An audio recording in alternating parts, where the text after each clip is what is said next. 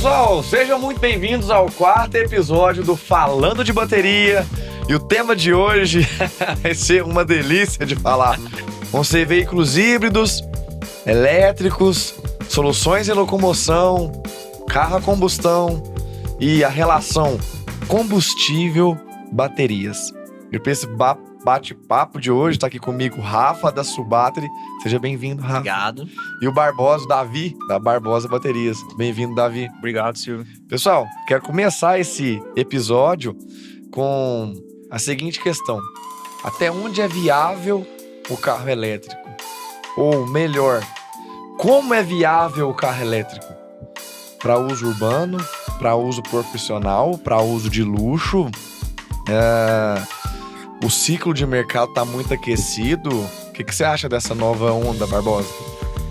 Eu não acredito muito na eletrificação, né? Eu acredito que vai sim pegar uma parte do mercado ali, hoje em dia ali na faixa ali de uns 10 a 15%, né? Assim, pela visão que eu tenho hoje, né? Mas eu não acredito que esse vai crescer muito mais que isso, né? Então, assim, justamente pelo fato das dificuldades. A gente está num país que é muito grande, tamanho territorial muito grande.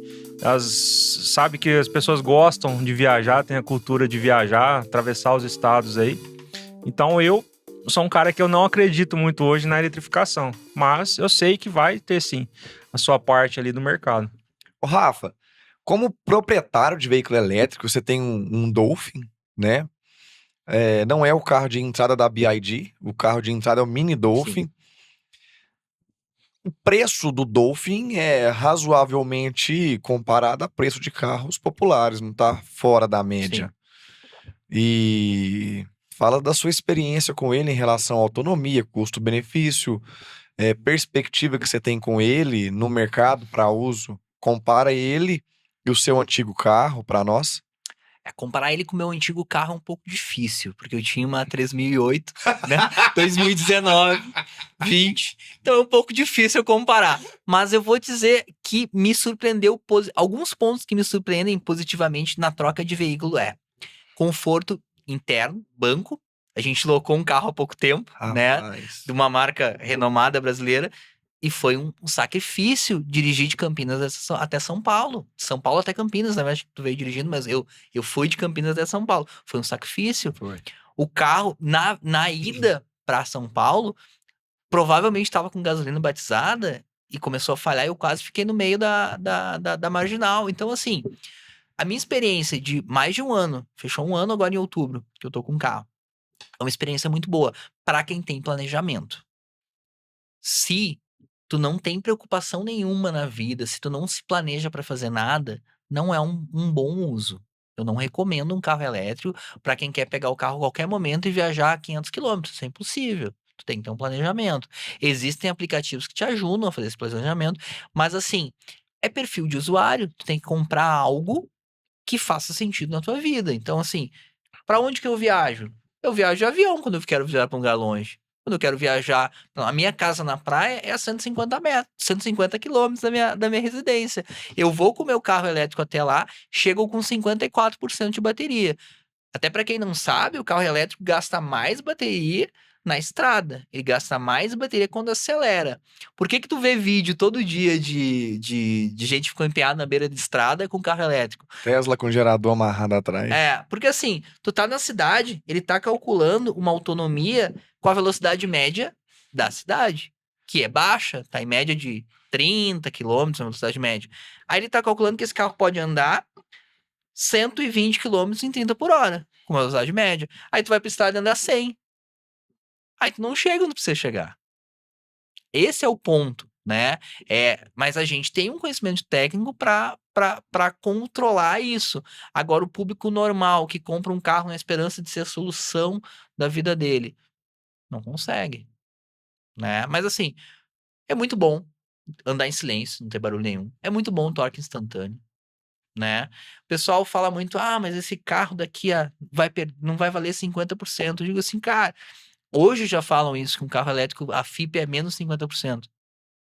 Me manda esses anúncios que eu vou comprar. Tô precisando comprar um outro pra minha esposa. Não existe. Não existe BYD a 50% abaixo. Existe carro das primeiras importadoras independentes chinesa que trouxeram para cá, que não tem expressão nenhuma na China, e tem aquela bateria de lítio antiga, aquela bateria que é pesada também, é lítio, mas é pesada, que não valem nada mesmo. Que vão ser vendidos como sucata. Entendeu? O futuro nosso de reparação pode ser expandido para reparação desse tipo de bateria. Daqui a 10, 15 anos que essas baterias não tiverem mais garantia. Isso é eu vejo o carro elétrico como uma oportunidade de mercado futura. E não vejo como uma ameaça. Porque, logicamente, muita gente que está comprando carro elétrico hoje vai se arrepender. Eu não me arrependi porque ele me atende o meu público. Mas eu não sou fanboy de carro elétrico. Eu acho que carro elétrico é uma solução boa. Eu sou fanboy de tecnologia. Eu gosto de tecnologia pra caramba. Tanto que eu vi agora a nova Creta. Gostei do painel, gostei dos sistemas que ela tem. Lembra que eu falei que a Creta saiu com muita tecnologia? Gostei muito da nova Uma Creta. pena a versão Ultimate ter saído com um câmbio não viável. Né? Eu gosto muito de falar de produtos que são viáveis. Se o produto é viável ou não. E eu uso isso como régua quase em tudo na minha vida.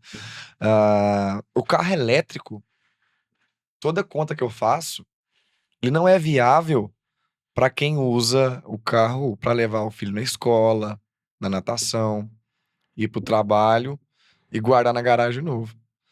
Mas, se o cara for um taxista, um motorista de aplicativo e usar o carro profissionalmente, ele se torna viável. Porque o preço do carro e o preço do combustível que esse mesmo profissional iria gastar num carro a combustão vira lucro. Mas, na contrapartida, ele tem que ter a ciência que, ao fim da vida útil, o carro dele vai ser sucata.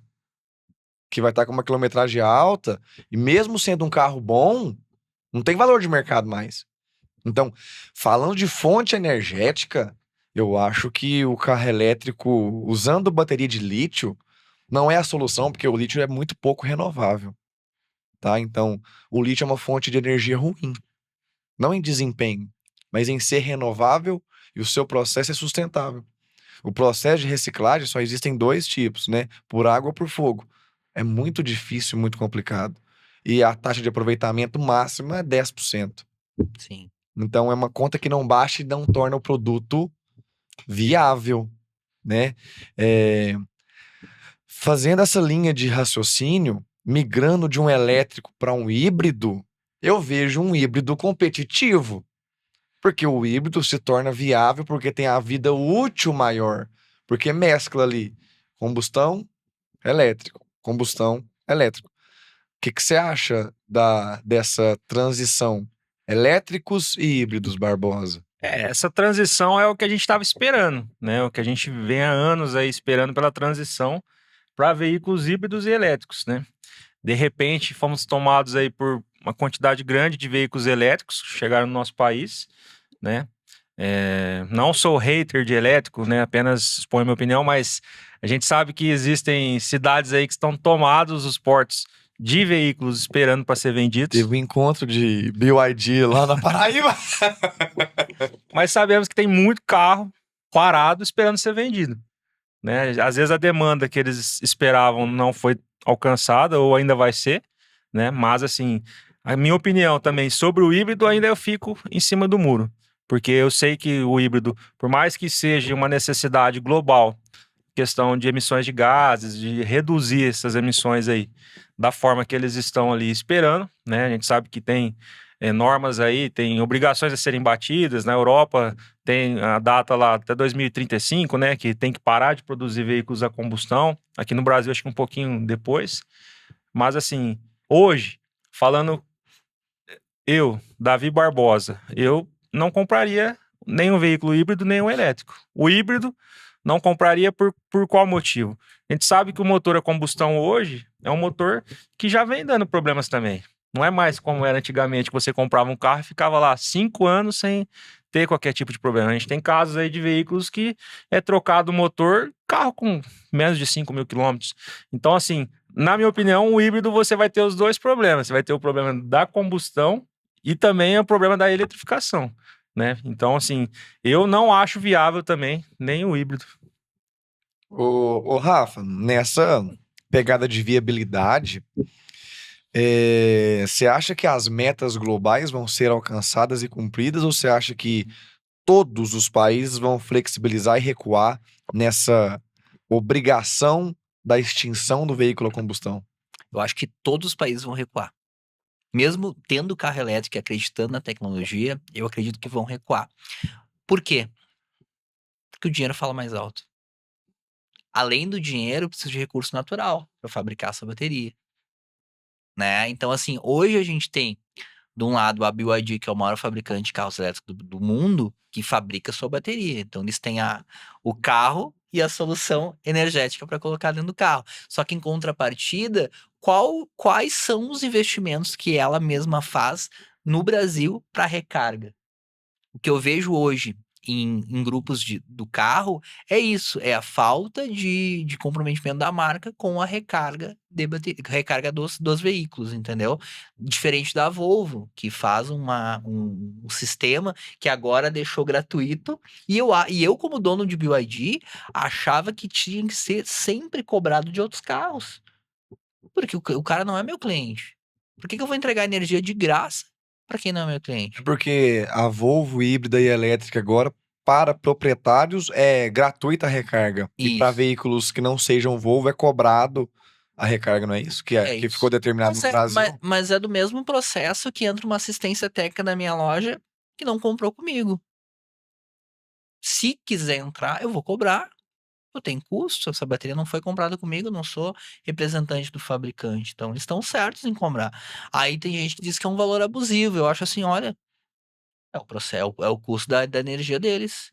É o custo para aquele carregador estar vazio para um cliente Volvo entrar e carregar o carro dele. E eu vou dizer, eu não viajo, mas se eu viajasse bastante, eu ia ter um Volvo. Porque hoje a gente tem um sistema de recarga que abrange o território nacional em quase sua totalidade. E com isso a Volvo consegue fazer um brand de vender experiência e não É, vender produto. Porque quem compra o Volvo tem vantagens, tanto combustão, tanto híbrido, como elétrico. Ô Barbosa, nessa relação híbrido, elétrico, combustão, pega muito combustível batizado. A gente sofre muito no dia a dia de loja de bateria com água em etanol, com gasolina com excesso de etanol, que quando você consegue colocar o carro em funcionamento, sai muita água no cano de descarga do carro. Com biodiesel agora, carbonizando a válvula EGR muito rápido, acumulando sujeira, porque o biodiesel acaba sendo um combustível vivo, vamos assim dizer. E dá borra no tanque, tem que arrancar tanque, lavar tanque. Para quem tem carro diesel e não anda no carro com torque e velocidade suficiente para limpar o sistema, tem causado muitos problemas. Tem que usar aditivo de combustível, de diesel no tanque, ou colocar um flush, um limpa diesel. Você acha que o pessoal vai migrar para híbrido e elétrico? Não tanto híbrido, né? Pelo elétrico, pela má qualidade do combustível, ou usar aditivos e limpa-bicos vai ser a solução mais palpável? A qualidade do combustível, isso assim, vai muito da fiscalização, né? Esses tempos estava vendo na notícia que assim, a fiscalização no Brasil, na questão de postos de combustível, é precária.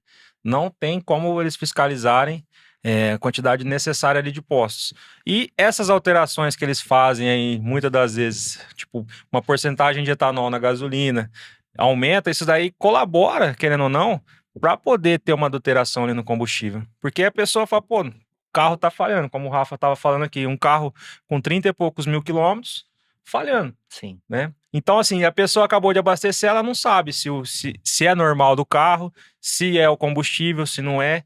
Então, eu acredito que essas alterações que o governo vem fazendo aí, modificando o combustível, isso daí colabora demais para a adulteração, né? A gente sofre todos os dias, como você disse. Chega lá, a pessoa trocou de combustível ali, abasteceu um combustível num posto que não é, às vezes, de bandeira, não é um posto confiável. Vai dar partida, o carro não vai pegar. né? Então, assim, a gente acompanha muitos vídeos aí, como você estava dizendo, veículos diesel totalmente carbonizados ali, as câmaras de combustão, né? Mas, assim, eu acredito que pelo Brasil ser um país que, assim, a gente tem grande quantidade de petróleo, né? De ser um grande produtor de petróleo, de ser um dos maiores produtores aí do mundo, né? Ultimamente tem o pré-sal ali, descobriram o pré-sal ali na Amazônia, né? Então, assim, ainda vai ser necessário tecnologia para poder extrair esse petróleo. Então, assim, para um país que é um dos maiores produtores e exportadores de petróleo do mundo, a eletrificação nunca vai ser viável, né? Porque é a mesma coisa, se você vende sorvete, você não vai querer que faz frio. Então, eu acredito que o Brasil vai impor normas para tentar dificultar a questão da eletrificação. Tem estados que a gente sabe que tentaram, né, algumas isenções ali de PVA, e aí teve o governo tentando de todas as formas derrubar a isenção, né? Tipo, a gente às vezes até não entende, né? Pô, um estado ali tá querendo dar um benefício pro proprietário do carro e o governo não quer deixar. Por quê? Isso aí é pressão de quem? Das montadoras. As montadoras e das petrolíferas. Eles sabem que se o veículo elétrico se popularizar, vai ter uma baixa demanda ali dos combustíveis. Ô, Rafa, nessa de combustível batizado, aditivo para combustível gasolina, aditivo para combustível diesel, aditivo para combustível flex, é, limpeza de DPF, que é pós-queima ali no catalisador, e limpa bicos, tanto para gasolina, flex e diesel. Você acha que o caminho é abastecer com gasolina comum e aditivar seu próprio combustível? Ou a gente confiar em aditivação de posto de gasolina e em porcentagem de etanol? Eu acho que a gasolina hoje. Eu acho que a melhor gasolina hoje não é uma opinião minha, é uma opinião de quem eu conheço e quem é especialista nesse nicho, é a Pódio. Ah, mas quem tem condições de abastecer uma Pódio? Ela é muito cara, né? Então, se eu tivesse um carro hoje a combustão e eu faria minha própria aditivação, né? Eu não confiaria na gasolina aditivada, tá? Mas é processo. Eu sou 1% de que faz isso. A maioria vai botar a gasolina aditivada ou falsa aditivada, que a gente sabe que também existe, né? Às vezes, aquele posto que às vezes diz, não, o mesmo preço, aditivado é comum. Sim, o mesmo preço porque é a mesma. Os caras jogam corante na gasolina, entendeu? Então, eu aditivaria. Mas eu acho que é bom tu pontuar também a oportunidade que a gente tem em substituição dessas baterias 12 volts, né? Desses carros elétricos. Você chegou nesse ponto. Para a gente finalizar a combustão, porque se o cliente atual não cuidar do próprio combustível, vai diminuir a vida útil da bateria, Sim. tanto no híbrido como na combustão. Porque se a gasolina for batizada tanto no carro híbrido também, vai ter dificuldade para manter funcionamento, tá? Mesmo que no veículo híbrido o que dê partida é a alta tensão, tá? Não é a 12 volts. Veja bem, veículos híbridos, a fonte de energia para partida é o banco de baterias de alta tensão. A 12 volts ali tá ali para ser uma bateria auxiliar, para sistema de baixa tensão. Não tem mais motor de arranque, alternador, ar-condicionado por polia, bomba d'água por polia. É tudo elétrico e abastecido pelo banco de alta tensão, gerido pelo inversor e conversor, tá? O carro não ligar vai fazer desgaste prematuro de várias peças. Então eu acho bom a gente frisar isso aqui para concluir esse assunto da aditivação trimestral do próprio combustível, para manter bicos limpos, câmara de combustão limpa, o carro funcionando e evitar diminuir a vida útil da bateria 12 volts com excesso de partida, tá? Agora, indo para a eletrificação, todo carro elétrico precisa de uma bateria de baixa tensão, porque senão não funciona. Serve ali como, além de tocar o sistema de baixa tensão, como sistema de segurança, tá? O Rafa, se não for feita a troca preventiva dessa bateria, como é que o carro elétrico se comporta quando acaba a vida útil dela? Ele não pega como se fosse um carro comum. O carro não vai andar.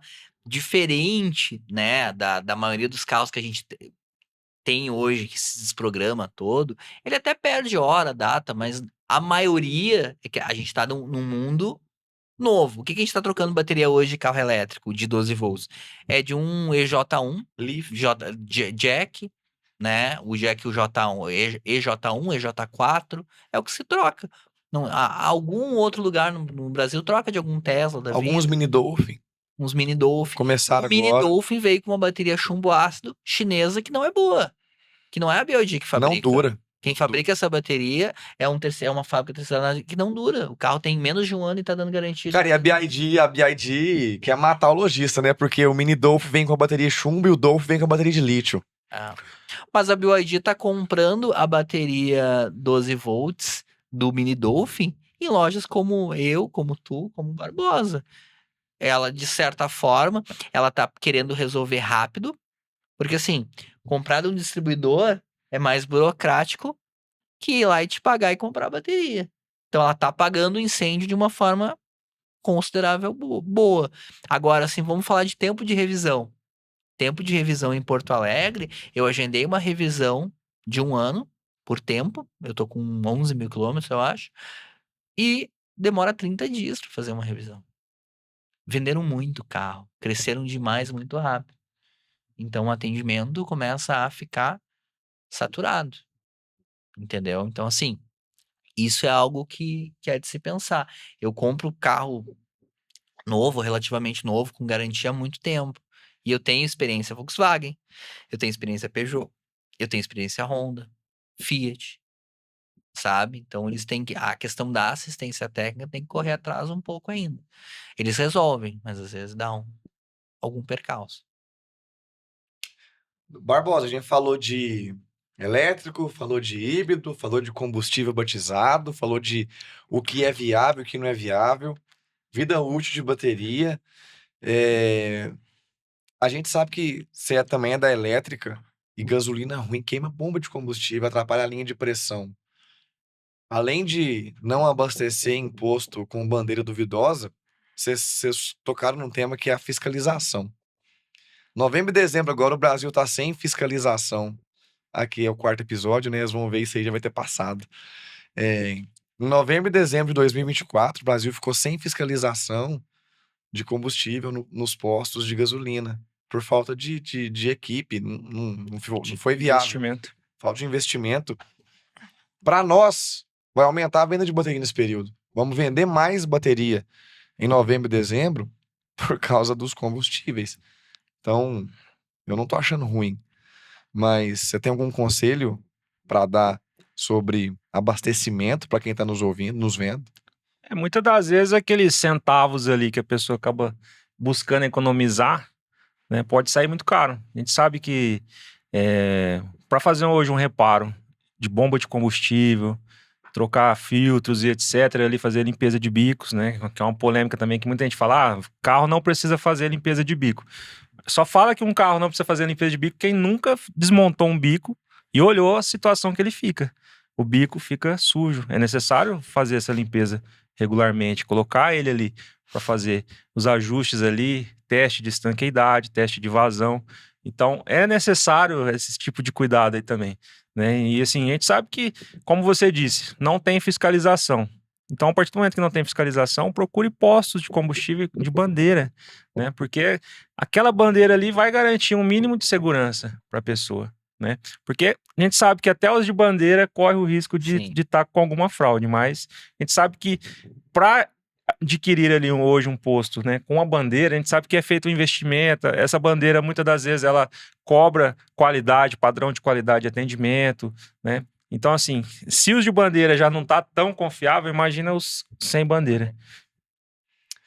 Ô, Rafa, você viu que a Toyota e a BMW se uniram para desenvolver o projeto do núcleo de hidrogênio como fonte de energia dos veículos elétricos? Você acha que pega? Eu acho menos viável que a eletrificação e ali o lítio.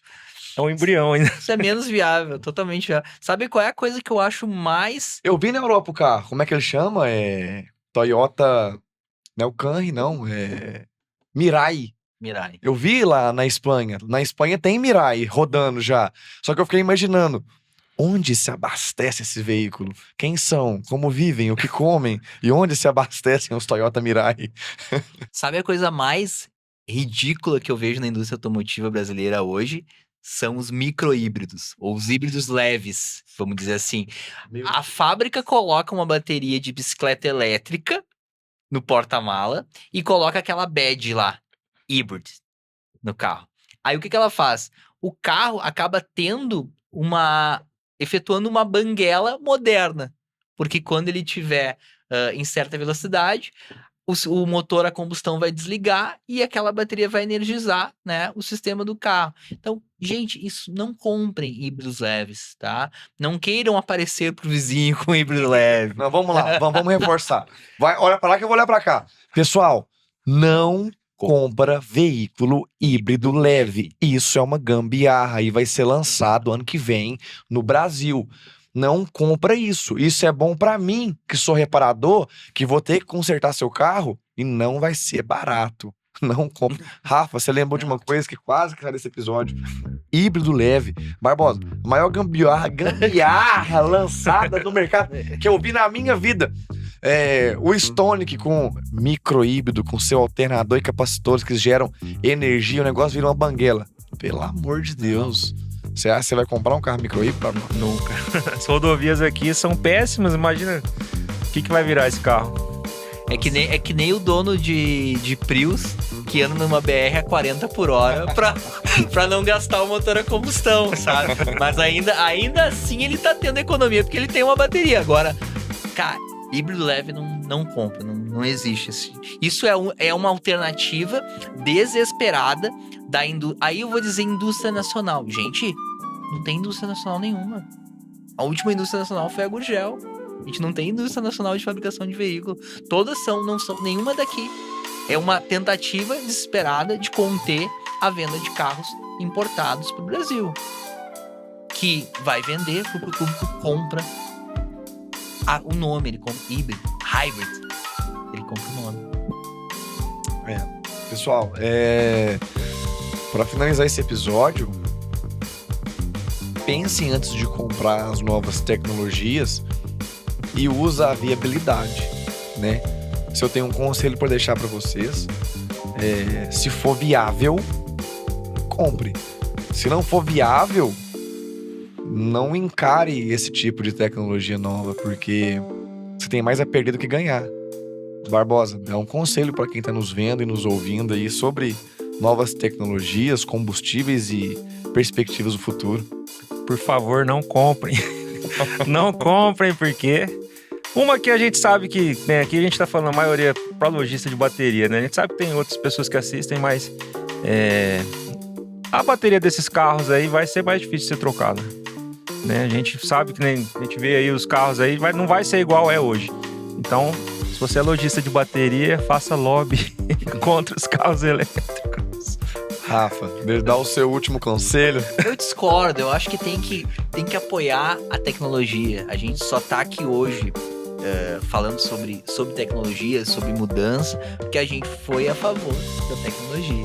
Mas assim, o que o Barbosa falou é uma realidade. Quem compra um carro elétrico hoje não tá preocupado nem um pouquinho com a bateria. Quer dizer, tem maluco que tá, mas eu não tô preocupado nenhum com a bateria, porque daqui a 4 anos eu vou vender ele.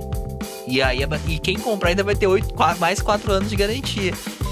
Agora o terceiro, o quarto, o quinto dono é o famoso resto de rico, que o cliente chega com uma BMW na tua loja 2012 e quer botar uma bateria de R$700 em vez da que custa R$2.500. Vai acontecer a mesma coisa, só que no nível estrutural, que pode um carro pegar fogo, dar um problema muito mais sério. É isso. Meus amigos, esse foi o 4º episódio do Falando de Bateria. Fique ligado no próximo, que tá bom demais esse podcast, viu? Obrigado pela audiência. Valeu, pessoal. Valeu, Barbosa. Valeu, Rafa.